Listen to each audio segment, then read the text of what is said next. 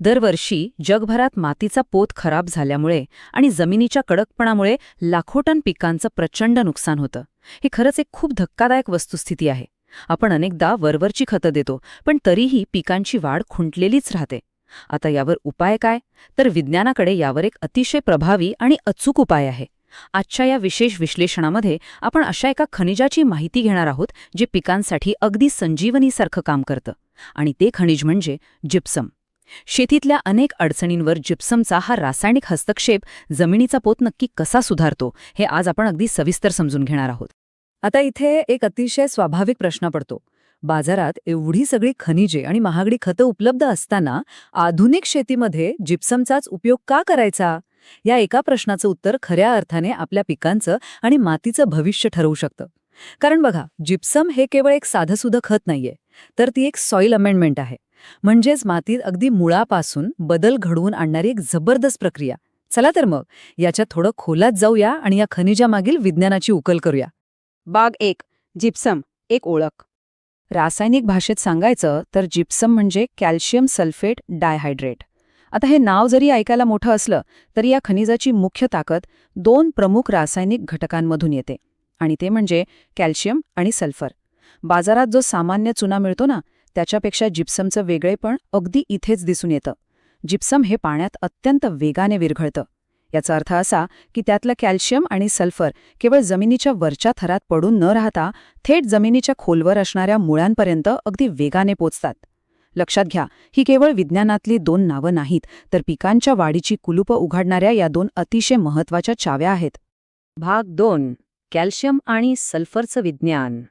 आता या 2 घटकांचे दुहेरी फायदे काय आहेत याचं सखोल रासायनिक विश्लेषण करणं खूपच रंजक आहे. सुरुवातीला कॅल्शियमची भूमिका पाहूया. कॅल्शियम हे पिकांची हाडं मजबूत करण्याचं काम करतं असं म्हटलं तरी चालेल. पेशींच्या भित्तिका म्हणजेच सेल वॉल्स तयार करण्यासाठी कॅल्शियम नितांत आवश्यक असतं. आणि जमिनीच्या पातळीवर पाहिलं तर कॅल्शियमचे जे आयन असतात ना, ते चिकण मातीच्या कणांवर चिकटून बसलेल्या हानिकारक सोडियमला अक्षरशः बाहेर ढकलून देतात. यामुळे साहजिकच मातीचा कडकपणा कमी होतो. आता दुसऱ्या बाजूला आहे सल्फर. सल्फर हे पिकांच्या पचनसंस्थेचं इंजिन म्हणून काम करतं. सिस्टीन आणि मिथिओनिन सारखी अत्यंत महत्त्वाची अमिनो ॲसिड्स तयार करण्यासाठी सल्फरच लागतं.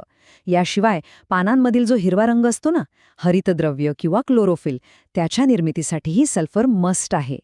खरं सांगायचं तर जमिनीत सल्फर नसेल तर पिकं नायट्रोजनचा योग्य वापर करूच शकत नाहीत. कॅल्शियम आणि सल्फरची ही अचूक रासायनिक जुगलबंदीच जिप्समला एवढं अनन्यसाधारण महत्त्व प्राप्त करून देते. भाग 3. मातीतील सकारात्मक बदल. जेव्हा आपण अत्यंत कडक किंवा क्षारीय म्हणजे अल्कलाईन मातीवर जिप्समची प्रक्रिया करतो, तेव्हा मातीची भौतिक रचनाच पूर्णपणे बदलते. यामागचं विज्ञान ऐकायला खरंच खूप भारी आहे. मगाशी आपण बघितलं की कॅल्शियम सोडियमला विस्थापित करतं, बरोबर? तेव्हा मातीचे कण एकत्र येतात आणि त्यांच्यात एक छान पोकळी निर्माण होते. या प्रक्रियेला विज्ञानात फ्लॉक्युलेशन असं म्हणतात. या फ्लॉक्युलेशनमुळे जमिनीत मॅक्रोपोर्स म्हणजेच मोठ्या आकाराच्या पोकळ्या तयार होतात. याचा सर्वात मोठा फायदा काय माहितीये? जमिनीत पाणी झिरपण्याची क्षमता कमालीची वाढते. पाणी नुसतंच साचून राहत नाही, तर ते खोलवर मुरतं. आणि यामुळे पिकांच्या मुळांना श्वास घेण्यासाठी आणि पसरण्यासाठी एक उत्तम नैसर्गिक अधिवास तयार होतो. आता या एका रासायनिक बदलामुळे नैसर्गिक परिसंस्थेत अनेक साखळी बदल कसे घडून येतात ते पहा. सगळ्यात आधी मातीचा सामू म्हणजेच पीएच संतुलित राहतो. इथे गोष्ट लक्षात घेणं गरजेचं आहे बरं का. जिप्सम स्वतः अत्यंत आम्ल किंवा अत्यंत अल्कधर्मी नसतं.